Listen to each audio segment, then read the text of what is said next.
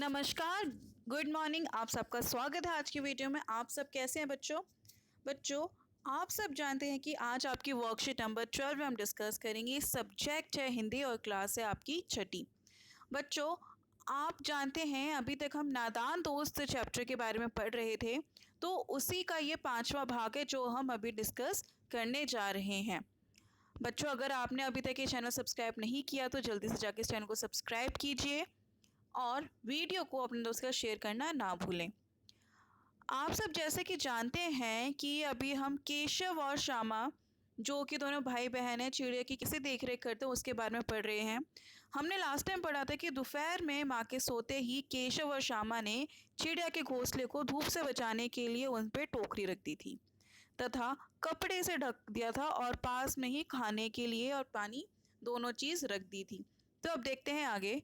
तो बच्चों, दोनों चिड़िया बार बार कॉर्नर्स पर आती थी लेकिन बिना बैठे चली जाती थी। तो शायद वो दो चिड़ियाएँ थी वो उन दोनों से डर रही थी। स्टूल उठाकर कमरे में रखाया, चौकी जहाँ थी वहीं रख दी। श्यामा ने आंखों में आंसू भर के बोला, तुमने मुझे नहीं दिखाई ना भैया। तो फिर केशव ने बोला, अम्मा जी कहेंगी अगर तुम गिर गई तो बहुत मारूंगा, कह देता हूँ। श्यामा, तो तुमने मुझे दिखाया क्यों नहीं? केशव और गिर पड़ती तो 4 सर ना हो जाते। श्यामा ने कहा, अगर मैं गिर जाती तो 4 सर हो जाते तो हो जाते, मुझे फ़र्क नहीं पड़ता।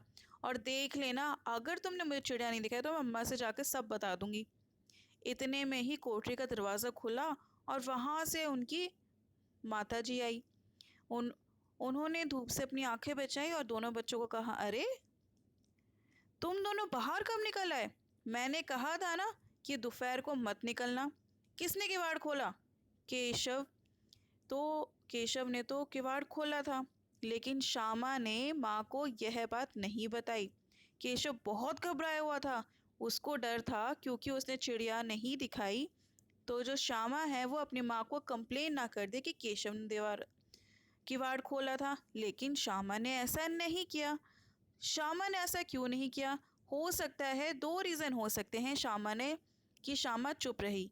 एक तो ये क्योंकि केशव की उस शरारत में श्यामा खुद शामिल थी, और दूसरा ये कि उसको शायद अपने भाई पे थोड़ा तरस आ गया, क्योंकि अगर माँ को पता चलता तो माँ उसे बहुत मारती। तो शायद दोनों ही बातें थी। फिर माँ ने दोनों को डांटा और फिर कमरे में बंद कर दिया और धीरे धीरे उन पे पंखा चलने लगी। अभी सिर्फ 2 ही बचे थे। बाहर तेज़ लू चल रही थी, लेकिन अब दोनों बच्चों को नींद आ गई थी। बच्चों, ये था आज का 5th पार्ट हमने जो पढ़ा। तो चलिए अब इसके प्रश्न उत्तर डिस्कस करते हैं। पहला प्रश्न है, माँ के पूछने पर भी दोनों में से किसी ने किवाड़ खोलकर दोपहर में बाहर निकलने का कारण क्यों नहीं बताया?